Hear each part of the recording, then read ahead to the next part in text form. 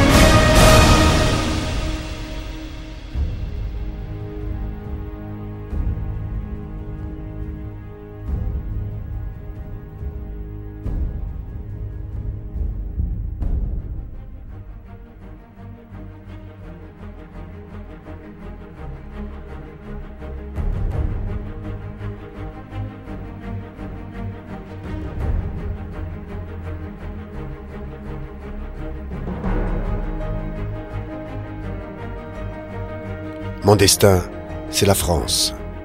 Demain, face au siècle nouveau, je serai ce que mon travail et mon courage seuls décideront.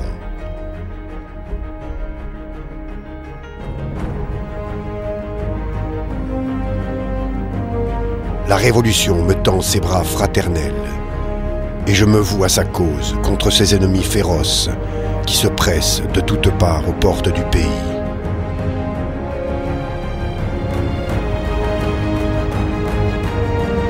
Toutes les monarchies de l'Europe rétrograde se sont coalisées pour étouffer dans l'œuf la vague de l'espoir qui monte du cœur du peuple en marche.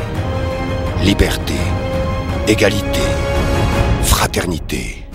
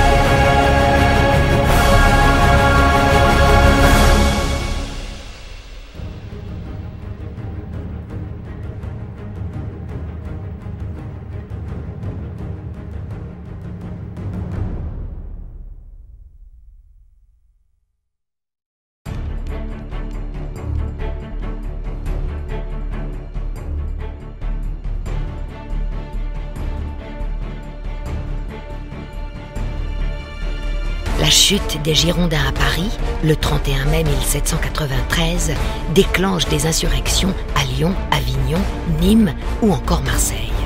À Toulon, Les fédéralistes se font supplanter par les nombreux royalistes, encore présents dans la flotte de guerre, qui proclament Louis XVII roi de France. Ceux-ci font appel à la flotte anglo-espagnole de la première coalition, qui combat la Révolution française. 12 000 Français encerclent le port, tenu par 17 000 coalisés aux ordres de l'amiral Hood. Bonaparte rejoint la division du général Cartaux, détachée de l'armée d'Italie, pour réprimer les insurrections d'Avignon et de Marseille. Il y prend le commandement de l'artillerie. Dès sa nomination, Bonaparte entreprend une reconnaissance détaillée des positions entourant la rade de Toulon. Au lieu du siège méthodique de la ville préconisé par Cartaux, il cherche à imposer un plan qui consiste à s'emparer en priorité de la colline du Caire. Ce point haut, situé à la Seine-sur-Mer, s'avance dans la rade au sud, séparant la petite et la grande rade, et ouvre l'accès au fort de l'Aiguillette et de Balaguier qu'elle domine. Cette position permet aussi d'appliquer des feux meurtriers sur la flotte coalisée stationnée dans la rade, interdisant ainsi tout ravitaillement. Les coalisés entreprennent la fortification de la colline qui devient Fort Mulgrave, doublé de plusieurs défenses secondaires, l'ensemble étant baptisé le Petit Gibraltar.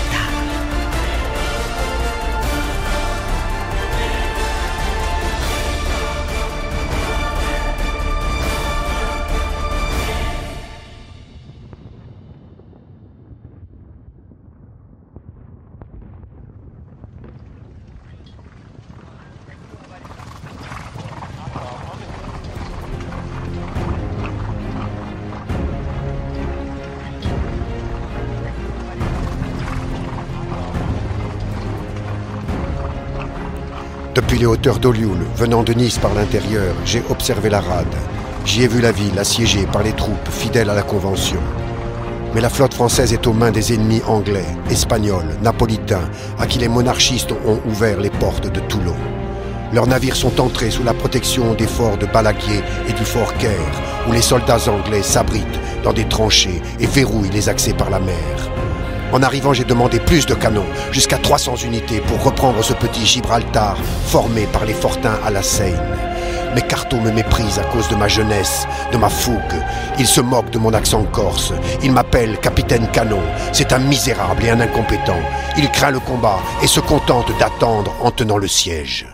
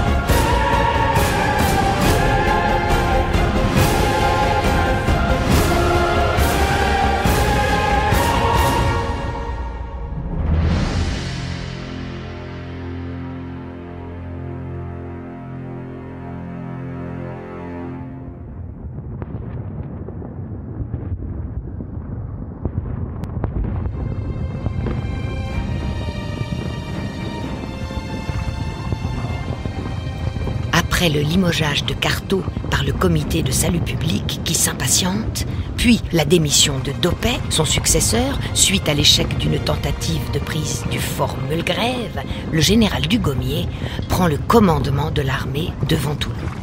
Fort de 25 ans d'expérience aux Antilles, il apprécie la fougue et les plans du jeune Bonaparte. Il prépare alors la prise du Petit Gibraltar. Soutenu par son chef, Bonaparte installe 5 batteries au nom symbolique. Les Jacobins sur la crête de l'Evesca au sud, les Hommes sans peur à l'ouest, les Chasse-coquins entre les deux, la Grande Rade et les 4 moulins pour interdire toute intervention de la flotte coalisée en secours du Petit Gibraltar.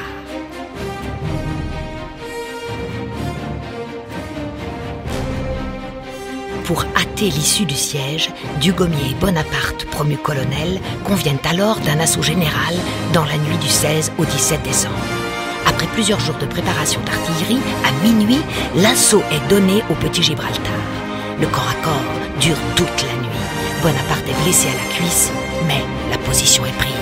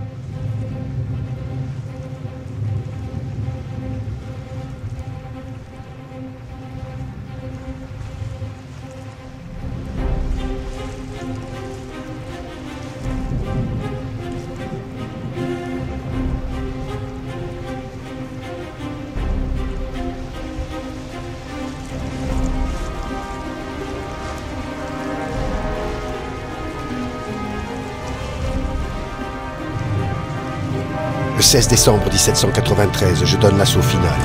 Les combats durent toute la nuit. Une balle me blesse à la cuisse. Un artilleur tombe à mes pieds. Je dois le relayer en chargeant son canon moi-même. Il y a des morts par milliers sur ces collines où retentit l'enfer des artilleries anglaises et françaises. Je suis aux côtés des hommes dans la bataille. J'ignore le doute et la peur, ne sachant ce qui m'attend sur cette terre déchirée. Trouverai-je la mort ou serai-je demain matin victorieux ?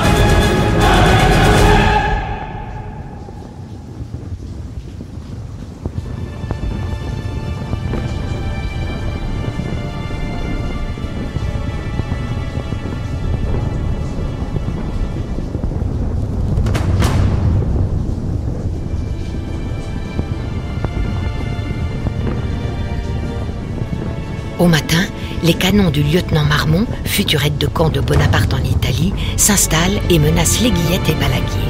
Les Anglais les évacuent sans combattre et rembarquent miraculeusement aidés par un fort vent de Mistral qui s'est levé. Dans le même temps, l'armée française s'est emparée des forts de la colline du Faron et de Malbousquet. La ville est privée de ses défenses extérieures. Les coalisés décident de l'évacuer, non sans détruire la flotte française qui les avait accueillis en amis 4 mois plus tôt. 9 vaisseaux de ligne, 5 frégates et l'arsenal. Le siège de Toulon a opposé jusqu'à 32 000 Français et 22 000 coalisés, causant 2 000 morts et 4 000 blessés. Une répression terrible s'abat sur la ville de Toulon, qui sera provisoirement rebaptisée La Montagne et privée de préfecture pendant 2 siècles. Mais Bonaparte est déjà en route pour l'Italie et son destin.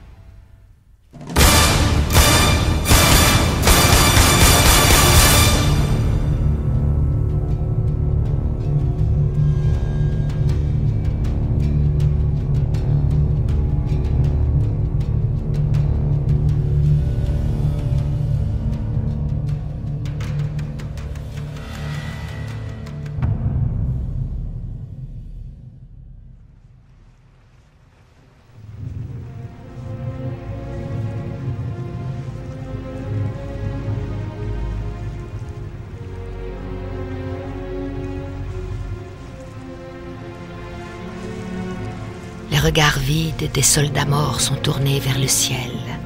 Après le terrible vacarme des combats, règne un silence de fin du monde. La terre est dévastée. Ici, à Balaguier, au Forcaire, à Bois-Sacré, reposent les sacrifiés pour la liberté. Cette longue histoire, qui de siècle en siècle, parvenue jusqu'à nos jours, a inscrit notre mémoire collective dans ce sanctuaire seinois. Demain, quand la forêt recouvrira de son ombre douce les sépultures de nos morts pour la nation, quand la mer cristalline brillera sous un soleil de paix, respectez ce paysage sacré, car ici sont nos origines.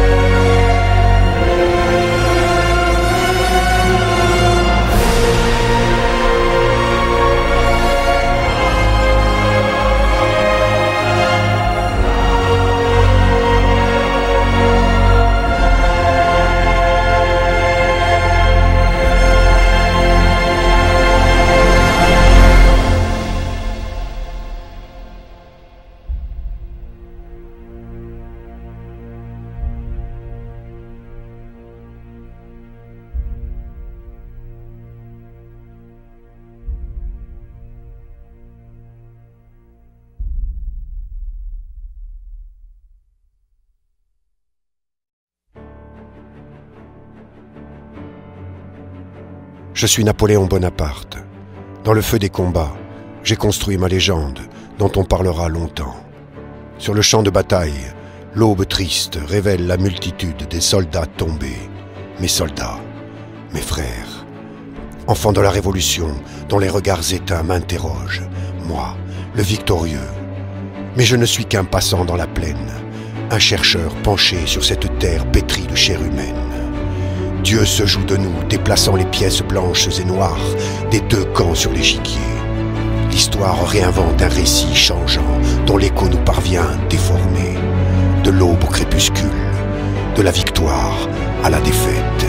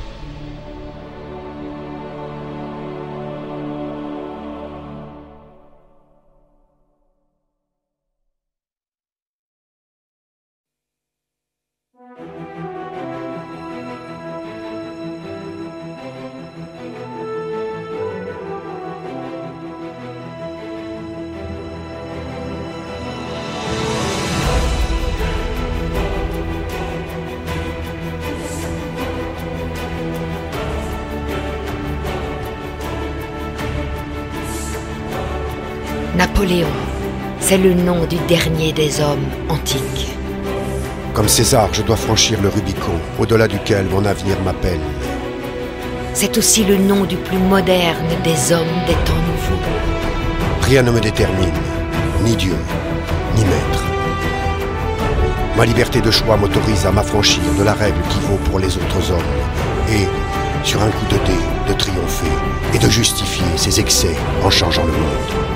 De l'aube au crépuscule, de la victoire à la défaite.